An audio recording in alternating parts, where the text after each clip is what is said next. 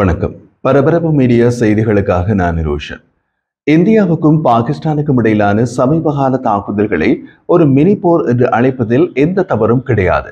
விமான ஏவுகணை தாக்குதல்கள், எல்லையில் துப்பாக்கிச் சூடுகள், கடற்படையின் முற்றுகை, போர் விமானங்களின் துரத்தல் என்று ஒரு போருக்கு தேவையான அனைத்து அம்சங்களையும் கடந்த சில தினங்களாக காணக்கூடியதாக இருந்தது.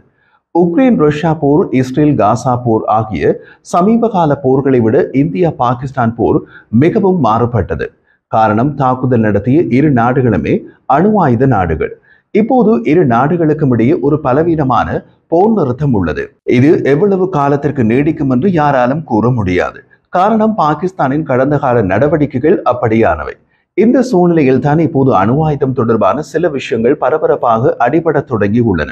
இந்திய தாக்குதல்கள் காரணமாக பாகிஸ்தானுக்குள் அணு கதிர்வீச்சு ஏற்பட்டுள்ளதா என்ற சர்ச்சைகள் ஒரு பக்கம் அடிபடுகின்றன. மறுபக்கத்தில் நாட்டு மக்களுக்காக நேற்று உரையாற்றிய இந்திய பிரதமர் மோடி, இந்தியா அணு ஆயுத அச்சுறுத்தல்களால் அச்சுறுத்தப்படாது என்றார். அமெரிக்க ஜனாதிபதி டொனால்ட் ட்ரம்ப் இந்தியாவுக்கும் பாகிஸ்தானுக்கும் இடையில் ஒரு சாத்தியமான அணுசக்தி மோதலை தடுக்க அமெரிக்கா தலையிட்டு உதவியது என்று குறிப்பிட்டார். சரி, தற்போது நடந்த மினி போர் அணு ஆயுதங்களுக்கு எவ்வளவு சமீபம் வரை சென்றது? இந்திய விமானப்படையின் விமான நடவடிக்கைகளின் இயக்குநர் general air marshal A K. Bharti பாகிஸ்தானின் பஞ்சாப் மாகாணத்தில் உள்ள கிரானா மலைகள் மீது இந்திய விமானப்படை விமானங்கள் தாக்குதல் நடத்தவில்லை என்றார். பாகிஸ்தானின் பஞ்சாப் மாகாணத்தில் உள்ள கிரானா மலைகளின் ஒரு நிலத்தடி அணுசக்தி உள்கட்டமைப்பு மற்றும் சேமிப்பு வசதிகளை கொண்ட ஒரு வலுவான வளாகம் உள்ளது. அந்த இடம் இந்திய விமானப்படை விமானங்களால் தாக்குதல் வளையத்திற்குள் வரவில்லை என்பது உண்மைதான். ஆனால் அந்த இடத்திற்கு மிக அருகே வரை இந்திய தாக்குதல்கள் சென்றன. உதாரணமாக, பாகிஸ்தான் விமானப்படையின் நூர்கான் மற்றும் சர்கோதா விமான தளங்களை இந்திய விமானப்படை விமானங்கள் தாக்கியதன் மூலம் இந்தியாவால் சில மூலோபாய செய்திகள் நிச்சயமாக பாகிஸ்தானுக்கு அனுப்பப்பட்டன. சுகோய் Su-30 MKI உட்பட பிரம்மோஸ் ஏவுகணைகள் மற்றும் பிற ஆயுதங்களுடன் கூடிய இந்திய விமானப்படை IAF-இன் போர் விமானங்கள் பாகிஸ்தான் மற்றும் பாகிஸ்தான் ஆக்கிரமிப்பு காஷ்மீரில் உள்ள 9 விமான தளங்களையும் சில ரேடார் தளங்களையும் குறிவைத்தன. ஆனால் கிரானா மலைகள் மீது இலக்குகள் இல்லை. கிரானா மலைகள் அணுசக்தி சேமிப்பு நிலையத்தை IAF தாக்கியதா என்பது குறித்து விமான நடவடிக்கைகளின் இயக்குநர் ஜெனரல் ஏர் மார்ஷல் ஏ.கே. பாரதியிடம் கேட்டபோது முதலில் லேசான நகைச்சுவை துணியில் அவர், பாகிஸ்தானின் கிரானா மலைகள் அணுசக்தி நிறுவல்களை கொண்டிருப்பதாக எங்களுக்கு தெரிவித்ததற்கு நன்றி என்று கூறினார். எங்களுக்கு அது தெரியாது என்றும் குறிப்பிட்டார். பாகிஸ்தானின் பஞ்சாப் மாகாணத்தில் உள்ள கிரானா மலைகளில் குண்டு வீசி தாக்கியதாக IAF திட்டவட்டமாக மறுப்பது ஏவுகணை தாக்குதலால் அந்த இடத்தில் கதிரியக்க கசிவு ஏற்பட்டதாக வெளியான செய்திகளை திறம்பட நிராகரிக்கின்றது. இந்திய ஏவுகணை தாக்குதலால் அந்த இடத்தில் கதிரியக்க கசிவு ஏற்பட்டதாக வெளியான செய்தி சர்வதேச வட்டாரங்களில் ஓரளவு இழுவையே கண்டது. ஏர் மார்ஷல் ஏ.கே. பாரதி பின்னர் கூறிய போது, கிரானா மலைகளை நாங்கள் தாக்கவில்லை, அங்கு எது இருந்தாலும் நமது தாக்குதல் வளையத்தில் அந்த இடம் இல்லை என்றார். நேற்று ஆபரேஷன் சிந்தூர் குறித்து எனது விளக்க கூட்டத்தில் நான் இதை பற்றி எதுவும் கூறவில்லை என்று ஏர் மார்ஷல் ஏ.கே. பாரதி திங்கட்கிழமை முப்படைகளின் செய்தியாளர் சந்திப்பில் கூறினார். அதே நேரத்தில் இந்திய விமானப்படை IAF நிச்சயமாக கிரானா மலைகளில் இருந்து சுமார் 20 கிலோமீட்டர் தூரத்தில் உள்ள சர்கோதா விமானப்படை தளத்தை தாக்கியது. பாகிஸ்தான் விமானப்படையின் சர்கோதா விமானப்படை தளம் F-16 மற்றும் JF-17 போர் விமானங்களின் தாயகமாக உள்ளது. இந்த மலைகள் பாகிஸ்தானின் முக்கியமான குஷாப் அணுசக்தி வளாகத்திலிருந்து சுமார் 75 கிலோமீட்டர் தொலைவில் உள்ளன. பாகிஸ்தானின் குஷாப் அணுசக்தி வளாகம் ஆயுதத்தர புளூட்டோனியத்தினை உற்பத்தி செய்ய 4 கன நீர் உலைகளை வைத்திருக்கிறது. பாகிஸ்தானின் ராவல்பிண்டியில் உள்ள நூர்கான் சக்லாலா விமானப்படை தளத்தில் இந்திய விமானப்படையின் மற்றொரு பெரிய தாக்குதல் நடந்தது. நூர்கான் சக்லாலா விமானப்படை தளம் பாகிஸ்தானின் மூலோபாய திட்டப்பிரிவின் தலைமையகத்திற்கு அருகில் அமைந்துள்ளது. பாகிஸ்தானின் நூர்கான் சக்லாலா விமானப்படை தளம் இந்திய மூலோபாய படைகளின் கட்டளை தளத்தை போலவே பாகிஸ்தானின் வடக்கு ஆயுத களஞ்சியத்தை கையாளுகிறது. பாகிஸ்தான் வடக்கு ஆயுத களஞ்சியத்தில் தான் அணு ஆயுதங்கள் உள்ளன. இந்த தளம் தலைநகர் இஸ்லாமாபாத்திலிருந்து 10 கிலோமீட்டர் தொலைவில் உள்ளது. பாகிஸ்தானின் நூர்கான் சக்லாலா விமானப்படை தளத்தின் மீதான விமான தாக்குதல்கள் உண்மையான செய்தியை விட மூலோபாய செய்தியை பாகிஸ்தானுக்கு அனுப்புவதாக ஒரு மூத்த இந்திய அதிகாரி கூறினார். அதாவது, பாகிஸ்தானின் அணு ஆயுதங்கள் இருப்புக்கு அருகில் உள்ள பெரிய விமானப்படை தளத்தை இந்தியாவால் தாக்க முடிந்தால் பாகிஸ்தானின் அணு ஆயுதங்களையும் தாக்க முடியும் என்பதை அந்த செய்தி. மறுபக்கத்தில் நேற்று பிரதமர் நரேந்திர மோடி பாகிஸ்தானுக்கு தெளிவான மற்றும் கடுமையான எச்சரிக்கையை விடுத்துள்ளார். இந்தியா எந்த வகையான அணு ஆயுத அச்சுறுத்தலையும் பொறுத்துக் கொள்ளாது என்று அவர் அறிவித்துள்ளார். ஏப்ரல் 22ஆம் தேதி பகல்காம் தீவிரவாத தாக்குதலுக்கு பின்னர் 26 அப்பாவி பொதுமக்கள், பெரும்பாலும் சுற்றுலா பயணிகள் கொல்லப்பட்டதை தொடர்ந்து காஷ்மீரில் பதட்டங்கள் அதிகரித்தன. இதற்கு பதிலடி கொடுக்கும் விதமாக பாகிஸ்தான் மற்றும் பாகிஸ்தான் ஆக்கிரமிப்பு காஷ்மீரில் உள்ள 9 மதிப்புள்ள தீவிரவாத முகாம்களை குறிவைத்து ஆழமான மற்றும் துல்லியமான ராணுவ தாக்குதல்களை இந்தியா நடத்தியது. இது இந்தியாவின் தீவிரவாத எதிர்ப்பு மூலோபாயத்தின் ஒரு தீர்க்கமான மாற்றத்தை குறிக்கிறது.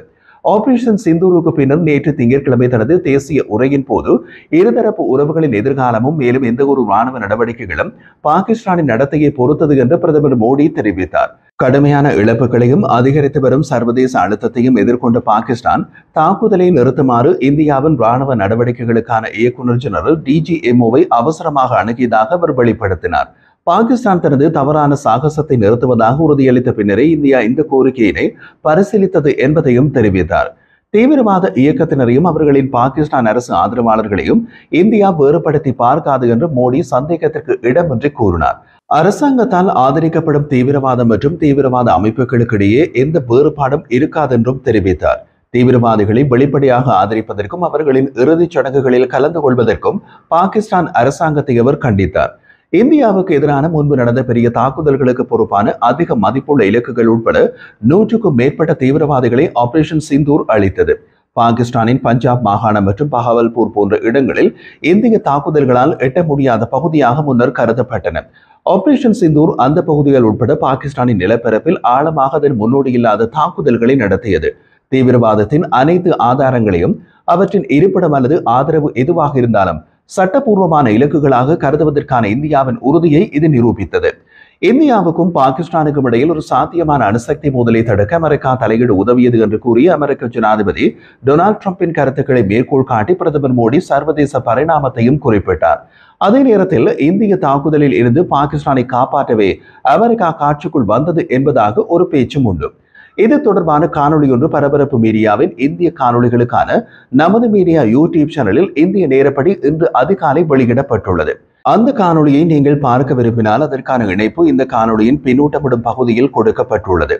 போர் நிறுத்தம் பற்றிய அமெரிக்க அறிவிப்பு இருப்பினும் எந்த ஒரு போர் நிறுத்தமும் அல்லது பதற்றத்தை குறைப்பதும் இந்தியாவின் நீண்டகால கொள்கைக்கு ஏற்ப இருதரப்பு அடிப்படையில் கண்டிப்பாக பேச்சுவார்த்தை நடத்தப்பட்டது என்பதை இந்திய அதிகாரிகள் மீண்டும் வலியுறுத்தினார்கள். அதாவது இது இந்தியாவுக்கும் பாகிஸ்தானுக்கும் இடையிலான விவகாரம் மட்டுமே. அமெரிக்காவுக்கு இதில் மட்டுப்படுத்தப்பட்ட அணுகலை உள்ளது. ஆபரேஷன் சிந்தூர் முடிவடையவில்லை, மாறாக இடைநிறுத்தப்பட்டுள்ளது. இது பாகிஸ்தானின் எதிர்கால நடவடிக்கைகளை பொறுத்தது என்பதை மோடி தெளிவுபடுத்தினார். இந்த நடவடிக்கை தீவிரவாதத்திற்கு எதிரான ஒரு புதிய சமரசமற்ற கொள்கையினை பிரதிநிதித்துவப்படுத்துவதாகவும் தீவிரவாதம் மற்றும் அணு ஆயுத அச்சுறுத்தல்கள் இரண்டிற்கும் பூச்சிய சகிப்புத்தன்மையை குறிக்கும் ஒரு புதிய கோட்பாட்டை வரைவதாகவும் அவர் அறிவித்தார். பிரதமர் மோடியின் செய்தி தெளிவாக கூறிய விஷயங்கள் இரண்டு. ஒன்று, இந்தியா அணு ஆயுத அச்சுறுத்தல்களால் அச்சுறுத்தப்படாது. இரண்டாவது, தீவிரவாதத்திற்கு தீர்க்கமாக பதிலடி கொடுக்கும். மேலும் தீவிரவாத இயக்கங்கள் மற்றும் அவர்களின் அரசு ஆதரவாளர்கள் இருவரையும் சமமாக பொறுப்பேற்க வைக்கும். பாகிஸ்தானுடனான எந்த ஒரு உரையாடலும் தீவிரவாதம் மற்றும் பாகிஸ்தான் ஆக்கிரமித்த காஷ்மீர் இந்தியாவுக்கு திரும்புவது ஆகிய இரண்டு பிரச்சனைகளுக்கு மட்டுமே மட்டுப்படுத்தப்படும் என்ற இந்தியாவின் நீண்டகால கொள்கையில் பிரதமர் நரேந்திர மோடி உறுதியாக உள்ளார். வேறு எந்த விஷயத்திலும் பாகிஸ்தானுடன் பேச்சுவார்த்தை நடத்தப்படாது என்பதை பிரதமர் மோடி தெளிவுபடுத்தினார். தீவிரவாதமும் பேச்சுவார்த்தையும் ஒன்றாக நடக்க முடியாது என்று அவர் தெரிவித்தார். மே 6-7 இரவு தொடங்கப்பட்ட ஆபரேஷன் சிந்தூர் பாகிஸ்தான் மற்றும் பாகிஸ்தான் ஆக்கிரமிப்பு காஷ்மீர் பகுதிகளில் உள்ள 9 தீவிரவாத தளங்களை குறிவைத்து 100க்கும் மேற்பட்ட தீவிரவாதிகளை அழைத்தது. இந்த தாக்குதல்கள் துல்லியமானவை மற்றும் பயனுள்ளவை என்று விவரிக்கப்பட்டன. தீவிரவாத உள்கட்டமைப்பு மற்றும் மன உறுதியை உடைத்தன. தீவிரவாதத்தின் உலகளாவிய மையங்களாக நீண்ட காலமாக கருதப்படும் பஹவல்பூர் மற்றும் முரிட்கே போன்ற இடங்கள், அமெரிக்காவில் செப்டம்பர் 11 தாக்குதல்கள் மற்றும் லண்டன் தரையடி ரயில்வே குண்டுவெடிப்புகள், இந்தியாவில் பல தசாப்தங்களாக நடந்த வன்முறைகள் உட்பட உலகளாவிய பெரிய தாக்குதல்களுடன் தொடர்புடையவை என்று பிரதமர் குறிப்பாக குறிப்பிட்டார். இந்திய தாக்குதல்களை தொடர்ந்து மே 8 மற்றும் 10ற்கு இடையிலான பல இந்திய ராணுவ தளங்கள் மீது பாகிஸ்தான் பதிலடி தாக்குதல்களை நடத்த முயன்றது. இந்திய ஆயுதப்படைகள் கடுமையான எதிர் தாக்குதல்களுடன் பதிலளித்தன. அதற்கு அதிகம் உதவியது இந்தியாவின் பலகடுக்கு வான் பாதுகாப்பு அமைப்புகள். இந்தியாவின் பலகடுக்கு வான் பாதுகாப்பு அமைப்புகள் பற்றிய விரிவான காணொலியை பரபரப்பு மீடியா யூடியூப் சேனலில் இந்திய நேரம் பிற்பகல் 2 மணிக்கு எதிர்பார்க்கலாம். பாகிஸ்தான் தாக்குதல் முயற்சிகளுக்கு பதிலடி கொடுத்த இந்திய படைகள் பல பாகிஸ்தான் ராணுவ தளங்களை குறிவைத்து பஷ்பூர் மற்றும் சியால்கோட் விமான தளங்களில் உள்ள ரேடார் தளங்களை அழித்தது உட்பட குறிப்பிடத்தக்க சேதத்தை ஏற்படுத்தின. ராணுவ நடவடிக்கைகளுக்கான இயக்குநர் ஜெனரல் லெப்டினன்ட் ஜெனரல் ராஜீவ் காய் கூறிய போது 35 தொடக்கம் 40 பாகிஸ்தானி ராணுவ துருப்புக்கள் கொல்லப்பட்டனர். மேலும் இந்தியா தனது செயல்பாட்டு நோக்கங்களை அடைந்தது. இந்த மோதல் இந்தியாவுக்கும் பாகிஸ்தானுக்கும் இடையே நிலம், வான் மற்றும் கடல் வழியாக உடனடியாக அனைத்து துப்பாக்கி சூடு மற்றும் ராணுவ நடவடிக்கைகளை நிறுத்துவதற்கான தற்காலிக புரிதலுக்கு வழிவகுத்தது. இருப்பினும் ராணுவ நடவடிக்கையில் இந்த இடைநிறுத்தம் நிபந்தனைக்குட்பட்டது என்றும் பாகிஸ்தானின் நடத்தையை இந்தியா தொடர்ந்து உன்னிப்பாக கண்காணிக்கும் என்றும் பிரதமர் மோடி தெரிவித்தார். எதிர்காலத்தில் எந்த ஒரு தீவிரவாத செயலுக்கும் கடுமையான பதிலடி வழங்கப்படும் என்றும் தீவிரவாதத்தை பொறுத்துக் கொள்ளாத இந்தியாவின் கொள்கை மாறாமல் இருக்கும் என்றும் அவர் எச்சரித்திருந்தார். மூன்றாம் தரப்பு மத்தியஸ்தருக்கான எந்த ஒரு சாத்தியத்தையும் பிரதமர் நிராகரித்தார். இது குறிப்பாக அமெரிக்காவுக்கான இந்தியாவின் செய்தி.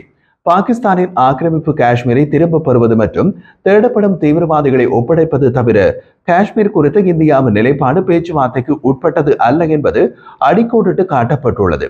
தீவிரவாதத்துக்கு எதிரான புதிய கொள்கை கோட்பாடாக ஆபரேஷன் சிந்தூர் இப்போது நிலைநிறுத்தப்பட்டுள்ளது. இது எதிர்காலத்தில் ஏற்படும் எந்த ஒரு ஆத்திரமூட்டலுக்கும் வலுவாக பதிலடி கொடுக்க இந்தியா தயாராக இருப்பதை குறிக்கிறது.